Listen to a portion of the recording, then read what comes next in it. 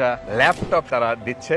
Offer লেটারটাও তোমার হাতে আমি তুলে দিই। এরকম আমরা 5 লাখ টাকার মতো এক একটা প্রজেক্ট এখন ধরার চেষ্টা করতেছি। ঘরের মধ্যে বসে বসে রেমিটেন্স আদায় করে দিচ্ছে, ডলার ইনকাম করে দিচ্ছে। সো ওরা 20 লাখ টাকার একটা গিফট টাইপ। কম্পিটিশন শুধু বাংলাদেশের মানুষের সাথে না, গ্রামে বসেও রেমিটেন্স ইনকাম হচ্ছে বাংলাদেশে এখন, এবং সেটা হিউজ পরিমাণে। একটা সময় আমরা দেশের বাইরে গিয়ে তারপরে সেই দেশ থেকে ডলার ইনকাম করে বাংলাদেশে পাঠাইতো, যেটা দিয়ে আমরা বাংলাদেশ কাইন্ড অফ অনেকখানি নির্ভরশীল। সেই কাজগুলো শায়েখ আহমেদরা করতে পারছে।